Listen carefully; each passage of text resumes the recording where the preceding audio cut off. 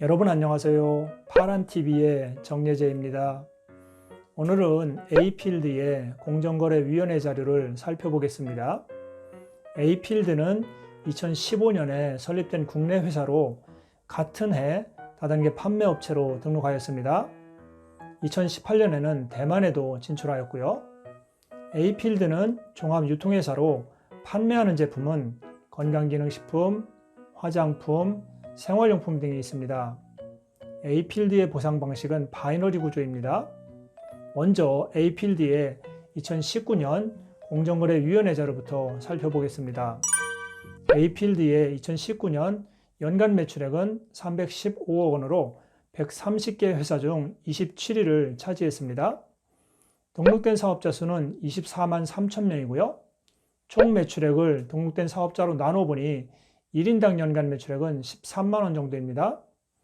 등록된 사업자 가운데 2019년 한 해 동안 수당을 조금이라도 받은 사업자는 9,500명으로 등록된 사업자의 3.91%가 수당을 받았습니다.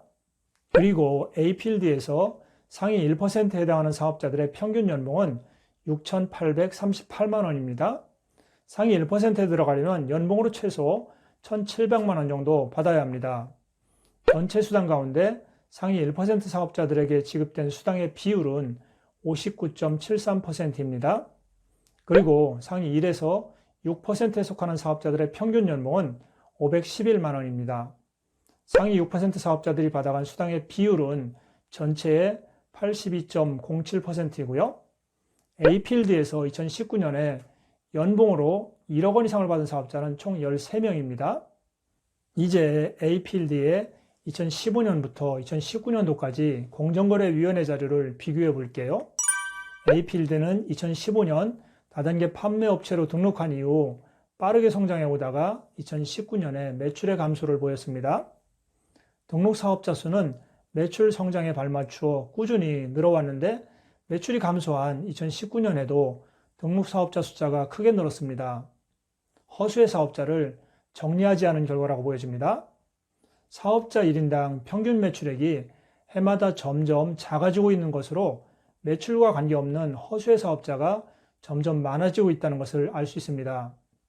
그리고 수당을 받은 사업자의 숫자도 해마다 점점 많아져 왔는데 등록 사업자 가운데 수당을 받은 사업자의 비율은 해마다 점점 낮아지고 있는 것을 보아도 허수의 사업자가 많아지고 있다는 것을 알 수 있습니다.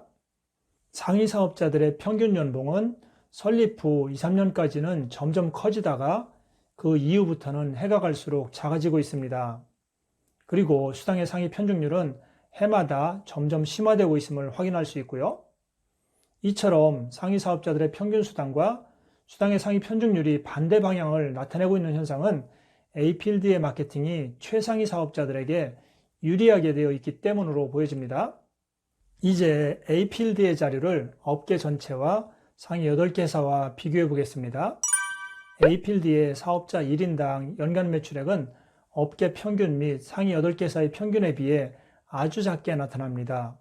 이미 말씀드린 대로 매출과 관계없는 허수의 사업자가 많아서 나타나는 결과입니다. 이런 허수의 사업자를 정리할 경우 1인당 평균 매출액은 많이 올라갈 것입니다.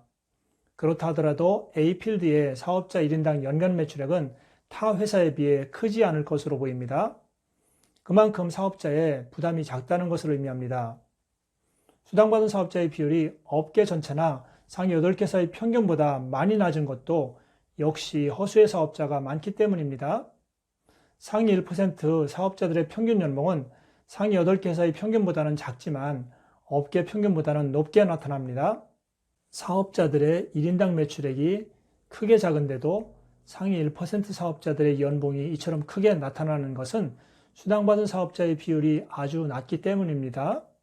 상위 1%에 대한 수당 편중률은 업계나 상위 8개 회사의 평균보다 높게 나타나고 있습니다. 수당의 상위 1% 집중도가 심하다는 의미입니다.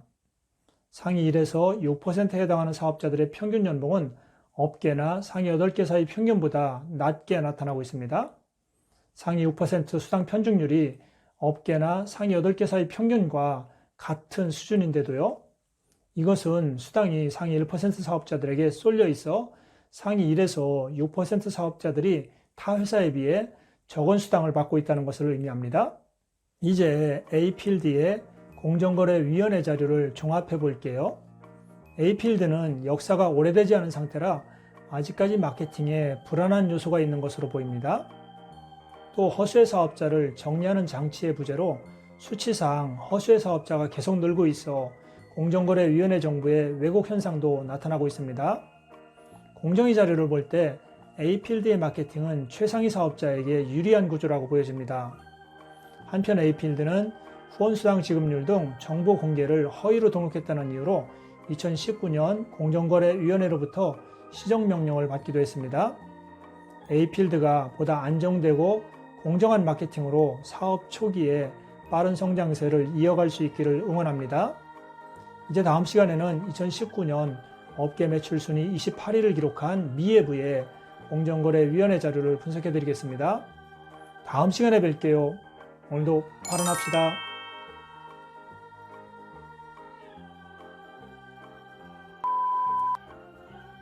또 하라고 구독과 좋아요, 알림, 댓글 됐습니까? 여러분 부탁드립니다.